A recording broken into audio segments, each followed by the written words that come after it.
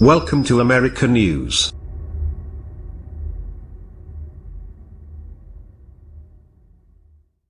Gov. Christie is preparing to depart the stage after 2 terms in New Jersey, but his long shadow will shroud the state for years, including denting the chances of his lieutenant governor to succeed him. With approval numbers in the teens, the Bridgegate scandal looming in his past along with a failed presidential run, and his odd relationship with President Trump still going, the Mr. Christie who leaves office early next year is very different than the rising star of 2009, who seemed to point to a GOP recovery.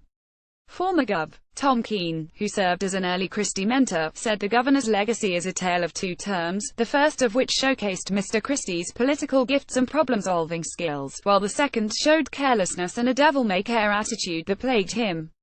Mr. Christie's emergence 8 years ago spawned tremendous excitement, Mr. Keene said, as members of the GOP relished not only recapturing control of one of the most powerful governorships in the country, but also the prospect of a talking Republican who could win in blue states. He is the most able political figure I have seen since Bill Clinton, Mr. Keene said.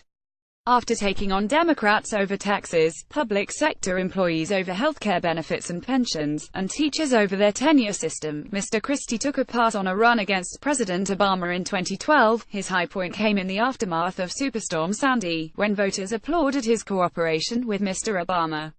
His approval rating climbed north of 70%. Conservatives bristled over the embrace he shared with the then president, were upset at Mr. Christie's attacks on Republicans who questioned the infusion of federal cash that followed the storm, and questioned the governor's decision to expand Medicaid rolls in his state by accepting additional federal dollars from Obamacare. Mr. Christie still cruised to re-election in 2013, making inroads with parts of the electorate, women, Hispanic and black voters, that had soured on the GOP in recent presidential races.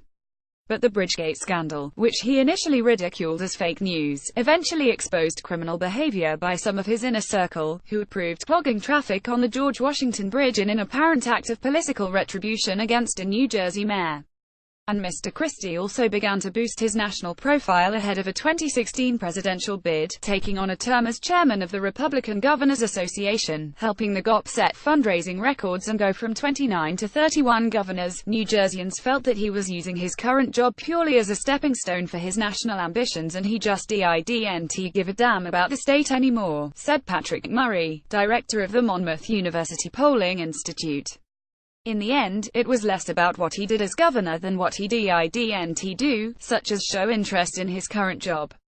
Mr. Keene said Mr. Christie's stances even seemed to change, as he catered to a different audience than New Jersey voters. In one instance, he vetoed a bill that would have banned the use of gestation crates for hogs in New Jersey, a move that was broadly viewed as an overture to voters in Iowa. It was that kind of thing that got people annoyed, Mr. Keene said.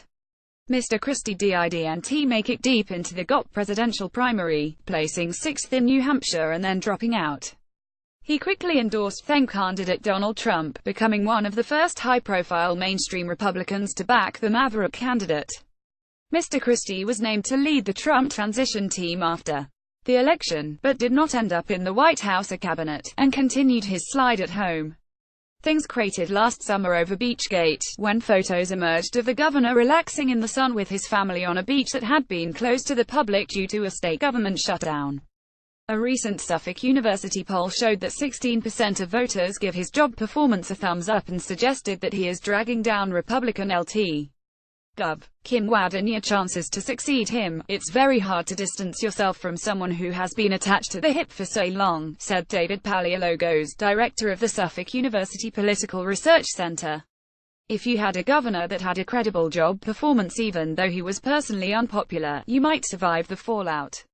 But in Christie's case, it's a double whammy. When asked what word or phrase came to mind first when voters were asked about Mrs. Wadenia, the top response was Chris Christie. Brian Murray, a Christie representative, dismissed the idea that Mr. Christie could blame for a Wadenia loss in November, suggesting it would have more to do with a finicky electorate. No two-term NJ governor of either party has ushered in a successor since Governor Robin Menn, a Democrat, in 1962, Mr. Murray said in an email. So in NJ history, if a Democrat is elected in November, that would be the norm. It's been 55 years since either party has won 3 consecutive terms in the governor's office, Mr.